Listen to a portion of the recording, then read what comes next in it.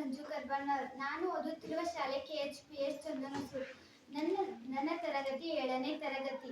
ವರ್ಷಕ್ಕೆ 100 ಪ್ರಯೋಗಗಳು. ಇವತ್ತು ನಾನು ಮಾಡುತ್ತಿರುವ ಪ್ರಯೋಗ ಸಮತಲ ದರ್ಪಣದ ಗುಣಲಕ್ಷಣಗಳು. ಬೇಕಾಗುವ ಸಾಮಗ್ರಿಗಳು: ಸಮತಲ ದರ್ಪಣ, ಬಿಳಿ ಹಾಳೆ, ಕಡ್ಡಿ ಪೊಟ್ಟಣ, ಸ್ಕೇಲ್ ಮತ್ತು ಪೆನ್ಸಿಲ್. ಈಗ ನಾನು ಬಿಳಿ ಕಾಗದವನ್ನು ಟೇಬಲ್ ಮೇಲೆ ಇಟ್ಟಿದ್ದೇನೆ ಮತ್ತು ಅದರ ಮೇಲೆ ದರ್ಪಣವನ್ನು ನಿಲ್ಲಿಸಿದ್ದೇನೆ.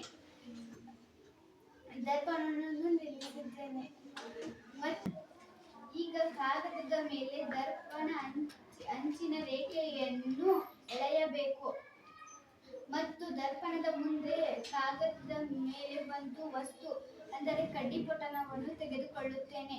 ಇದನ್ನು ಇಡಬೇಕು.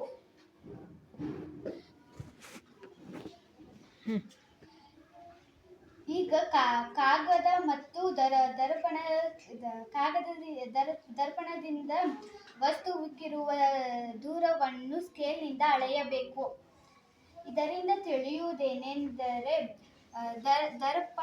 ದರ್ಪಣದಲ್ಲಿರುವ ಪ್ರತಿಬಿಂಬ ಮತ್ತು ವಸ್ತುವಿನ ಗಾತ್ರ ಎರಡೂ ಸಮವಾಗಿರುತ್ತವೆ ಮತ್ತು ವಸ್ತುವು ಪ್ರತಿಬಿಂಬದಲ್ಲಿ ನೇರವಾಗಿರುತ್ತದೆ. ವಸ್ತುವಿನ ಪ್ರತಿಬಿಂಬಕ್ಕಿರುವ ದೂರ ಪ್ರತಿಬಿಂಬ ಮತ್ತು ವಸ್ತುವಿಗಿರುವ ದೂರ ಸಮವಾಗಿರುತ್ತದೆ ಮತ್ತು ನಾವು ದರ್ಪಣದಲ್ಲಿ ಎಡಗೈಯನ್ನು ಮೇಲಕ್ಕೆ ಎತ್ತಿದಾಗ ಬಲಗೈ ಎತ್ತಿದಂತೆ ಕಾಣುತ್ತದೆ. ಬಲಗೈಯನ್ನು ಮೇಲಕ್ಕೆ ಎತ್ತಿದ್ದೇನೆ, ಆದರೆ ದರ್ಪಣದಲ್ಲಿ ಎಡಗೈ ಎತ್ತಿದಂತೆ ಕಾಣುತ್ತದೆ.